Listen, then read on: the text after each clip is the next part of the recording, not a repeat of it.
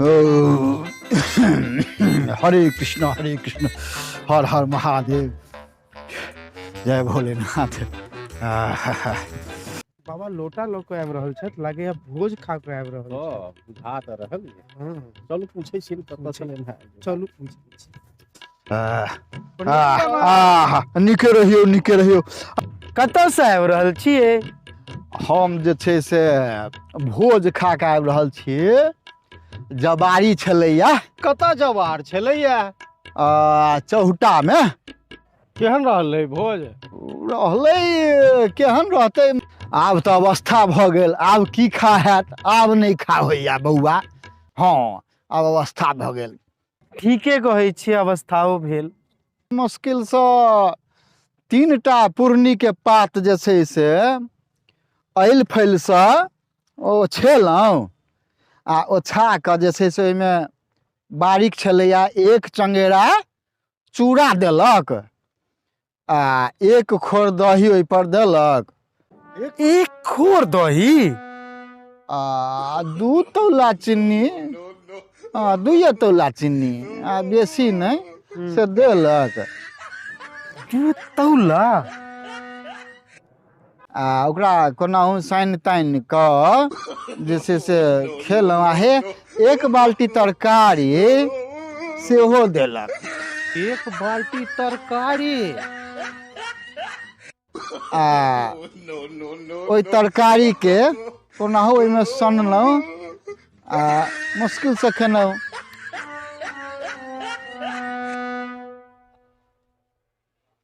आ अहाँके तऽ बुझले जे हमरा तऽ चीनी से परहेज अइ, मिठाई डॉक्टर खाय ला मना केने, तैयो भोज भात में तऽ लोक मानल नहीं जाइ छै।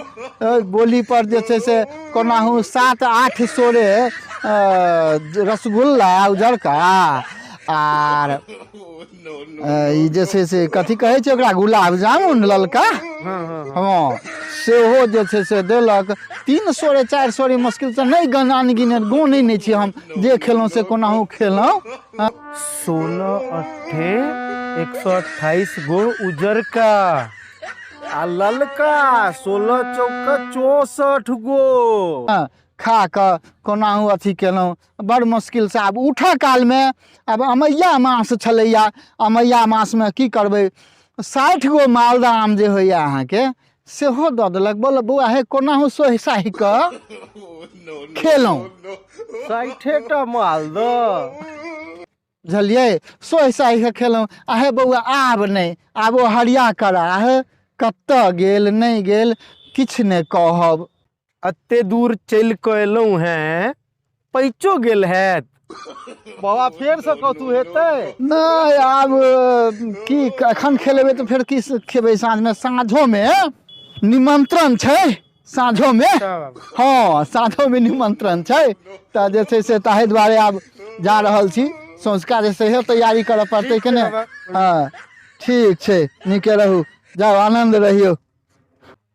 हे यौ, ओते खेला के बादो बुझाया बाबा भूखले रहि गेलखिन। साँझो में निमंत्रण छै ने, तो एकटा कोन बचा के रखने हेथिन।